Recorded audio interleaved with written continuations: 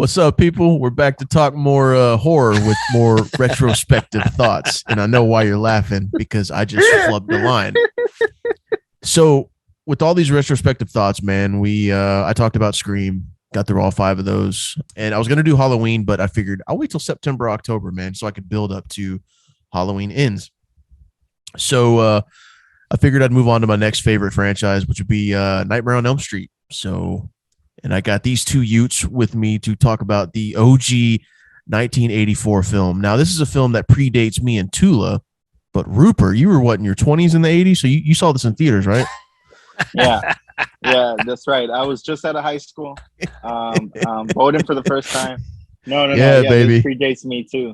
Yeah, baby. No, it predates all of us, man. It would have been cool to see in theaters, but yeah, I just wanted to talk about the OG Nightmare on Elm Street, man. Like, man, I've always been such a fan of Freddy Krueger, and what got me the most as a kid was this motherfucker terrified me to go to sleep, and I know that was the whole point.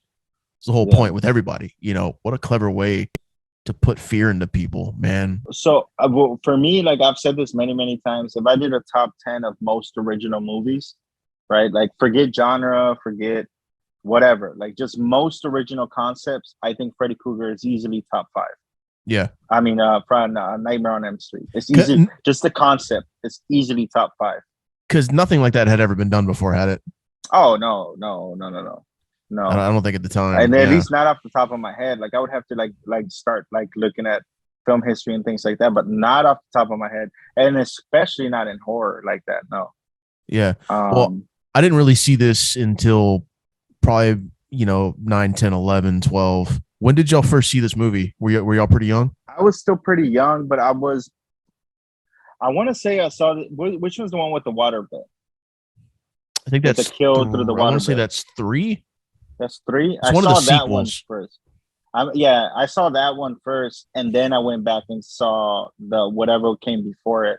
So I don't remember exactly how old I was, but I was probably I was still, too young to probably watch it, Yeah. But I was in, it wasn't. I didn't watch the first one right away. Like I saw the next, like maybe the third or fourth one first, and then I saw the first one. What about you, Mike? Man, this is a good question because I don't remember. I just remember the first one I saw was one of the ones that had like the Goo Goo Dolls, doing a cover for them, or like doing the soundtrack for them, which I understand is like 3 of the movies. Yeah. So one of them, and then I saw the original. I think it was in college when I was burning CDs and trying to do like a Tula Blockbuster on my DVD, just getting a bunch of them. And the original one, I was like, man, this one's kind of cool. It's like, I think anyone who's objective would be, if you're choosing between Jason Voorhees, Michael Myers, or Freddy Krueger, who would you rather go up against? Krueger is the last person because, Myers, he's a person, he walks, you can get away from, you can deal with him. Yeah. Voorhees, if you're talking about is, 1 through 3, 1 through 4 Voorhees, he's a problem, but at least there's ways to deal with him. Zombie Voorhees, all right, just get the hell away from him as quickly as possible, and then you can deal with him. Yeah. Freddy Krueger is like, anytime you stayed up for so long, or if you hadn't got any sleep and you're dozing off, it's like, it's so hard to stay awake. You can't fight to stay awake. There's no way. So you're going to have to face him no matter what. You can't run from him. It's, anytime you're dozing off and you wake up, you could be right in a dream and he can get you. So it's just inescapable. There's an inevitability to him. There's an inescapability to him, and the fact that he loves it, you're screwed. So it's like, you don't know, there's no way to get away from him. So he's easily, one of the most creative slashers, I think, of all time. And I definitely want to, for lack of a better word, co-sign off what Rupert said earlier. I think it's kind of a shame we haven't gotten more movies, man. I get it. Robert Englund's pretty old, I didn't care for the reboot personally, but it's a franchise that I would love to see go back to its original roots, where Freddy was more kind of scarier. Because I know in like 4, 5, 6, he got just way too comical. Kind of lost some of its scariness, to me at least. Well, he became an icon. So Yeah. when it comes to commercialization, you want to capitalize off that. So he's a product, he's an icon. You start to root for the killer. So Yeah.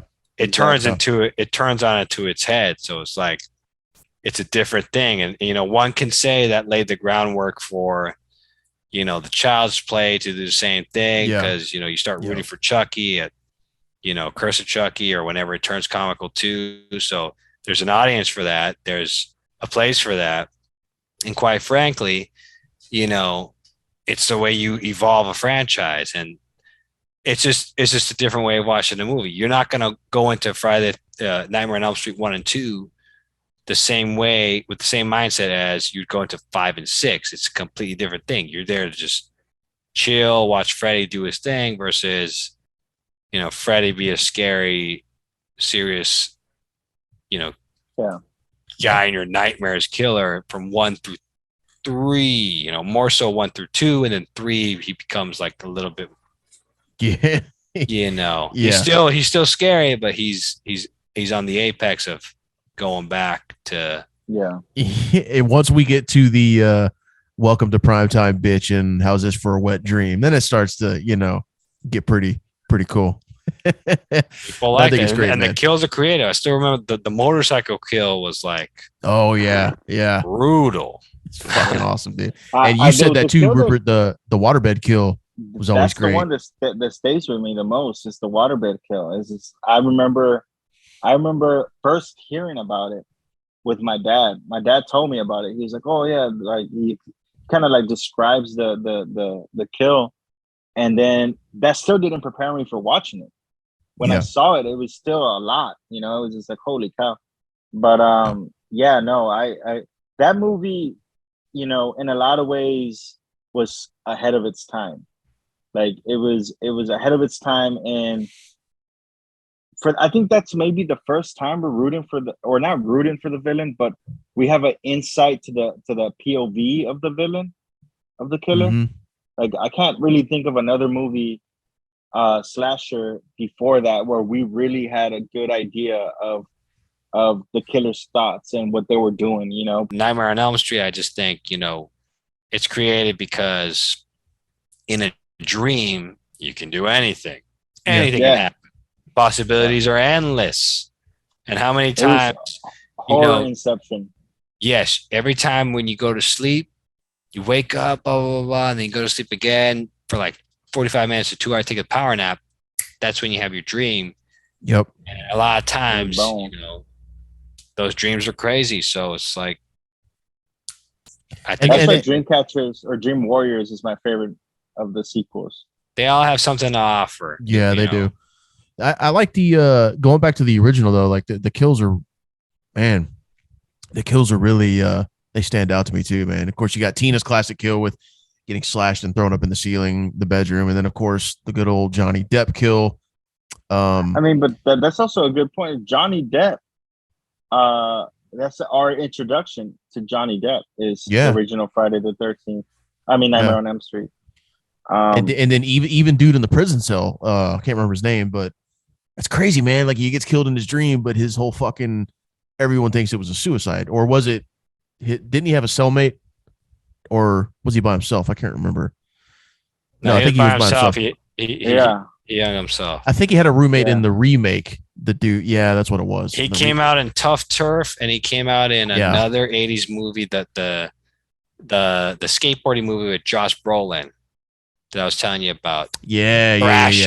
Thrashing. He was in that too. I don't know if that was the guy from part 1 or part 2. I get them mixed up all the time. Yeah.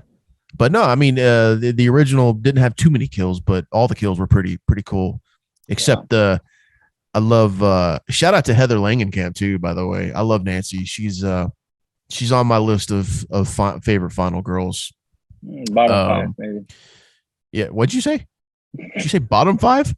Nah, man, not for me. Yeah, bro. Get him, Hot comment there. section. Get him. Yeah, yeah. Don't Come don't on, first you man. disrespect Nev. Now you're gonna disrespect No, Nancy. Come on, bro. But Nancy's not top 5. You she's know up there, what? bro. Who else would you put over her? This is a good podcast. We got to find out the final girls bracket. Top 5 final girls. Let's Hey, find that out. Save that thought. We'll do a podcast on that. Yeah, save that Yeah. thought. We'll do a Final Girl podcast. But no, man, I love the movie. You know, I love it so much. I put a fucking snippet of it in the fan film Scream Legacy. So it's just a hell of a movie, man. I still think it holds up, dude. I had a lot of fun with it. Freddy's great. The kills are great. So it's a fun ride. The only thing I don't like is the dog getting obvious blow up dog getting pulled through the fucking front door at the end. But fuck it, you know. Yeah, man. We could wrap this up, but at the end of the day, OG, man, it holds up to me. I still have fun when I watch it every time, dude. It's a classic. Definitely classic. I don't know if they can ever reboot it again and it will have the same effect. I hope they don't reboot it again, but where do you really go where do you go with this franchise from here? Like, what do you do next? Like, shit, do you remake it again? I think Freddy passes on his skills to somebody else, and then you do something something different. You know, like you don't have the Freddy that we know, like you know what I mean? Like it's like he just passes on the torch to somebody else. I think that's the best way to handle it. It's tough too because it's not like Freddy or it's not like Michael and Jason where you can just put a different guy under the mask and continue. You know, it's like no. What I mean is that it's not Freddy Krueger. It's like no, I know what you mean. Krueger. I'm just saying like that'd probably be one of the only moves you could make because you can't just put a new guy. No, exactly. Yeah. Sucks. The problem with Nightmare on Elm Street is, you know, much as is the case with Friday the 13th, they're very much a product of the 80s. I mean, they're so 80s. Yeah. You can't, you know, I thought this way of Scream with the 90s, but they found a way to make it still work today. But, you know, Freddy and Jason, they're 80s animals. And, you know, unless you got to reboot the whole thing, I don't think you can continue anything or, you know, I just don't see how they do it. But that's just me. You know, I think you can't separate the 80s from them, the franchises. On that note, man, we can wrap this up if y'all got anything to add. Thanks for having us, Zach. And that's all I got to say. Yeah, it's always nice talking to you guys. We'll talk more. And I think out of this, we got a new podcast topic. So we'll get on that pretty soon and drop that. So and comment in the section below if you have any topics that, you know, you may want to see. Yep. We read all the comments. We read all the comments. So if you got an idea, let us know. And if we think we can work it, we'll work it.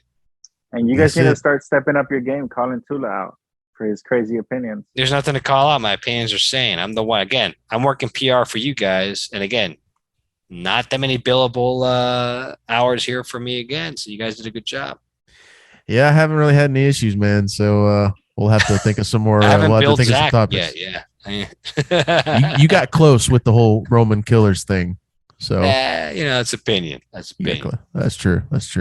But all right, we're out. Let us know what you think. We'll talk to you later.